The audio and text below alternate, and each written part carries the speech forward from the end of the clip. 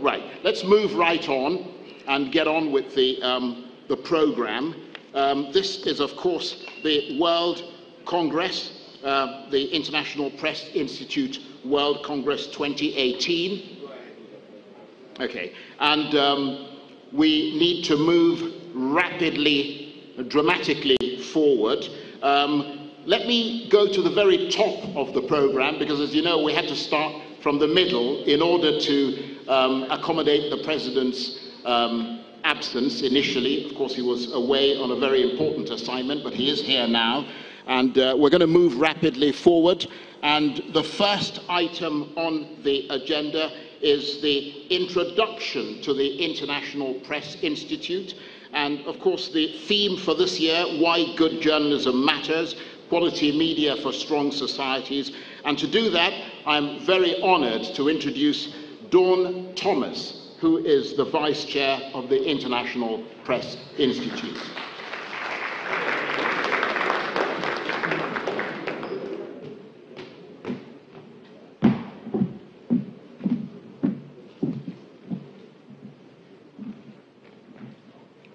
Your Excellency President Buhari, Honorable Ministers, IPI members and IPI World Congress participants, when the IPI Executive Board and General Assembly over a year ago decided to accept an invitation from Nigeria to hold our 2018 IPI World Congress in Abuja, we did so for many reasons.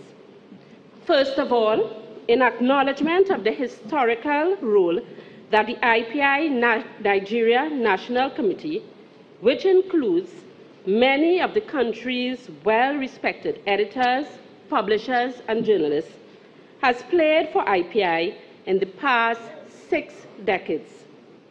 Already in the 1960s and 1970s, Nigeria was a core center of IPI's well-known African program.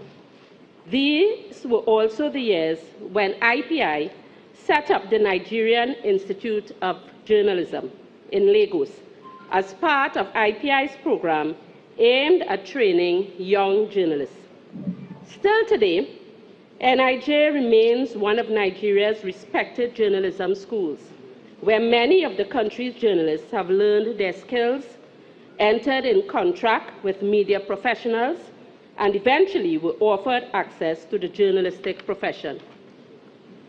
Every year, IPI members from Nigeria join the IPI World Congress around the world in large delegations, actively contribute to debates about the challenges journalism faces and how to overcome them, and share with the IPI global community valuable lessons learned emerging from the Nigerian news media reality.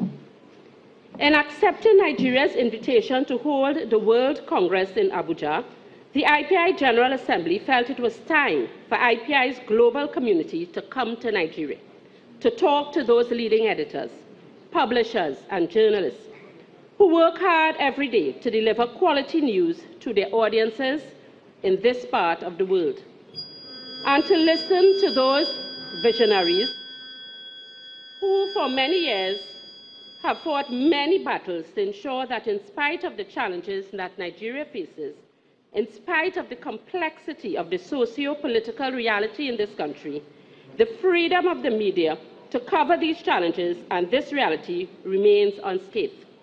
Many of them will be with us in the coming days.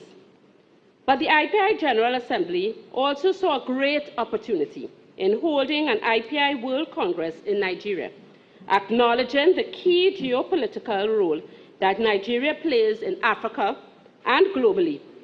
This Congress offers a unique platform for many of us coming from outside to understand more the true developments taking place in Nigeria and West Africa, understand what are the issues that people in Nigeria perceive as challenges, what are their fears, what are they aiming for, what are they proud of, and most importantly, how can we, as a global community of news organizations, cover all this accurately and, of course, fairly, placing facts into the right perspective, and so allowing our readers to understand where Nigeria will be 10 years from now, and why the world needs to care.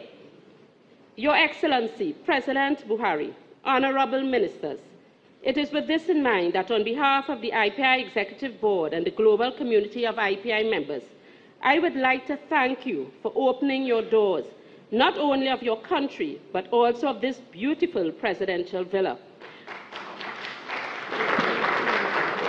For the IPI World Congress, it is a great honor for the IPI to be here today. Thank you.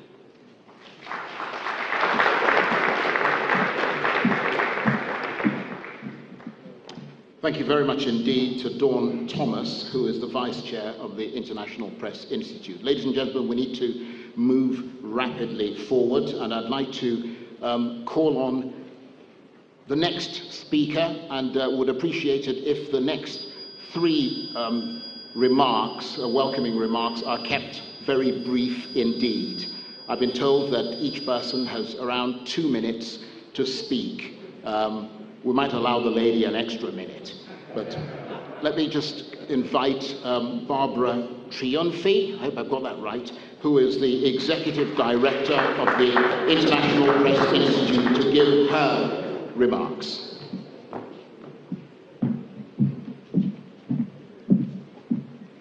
Good evening.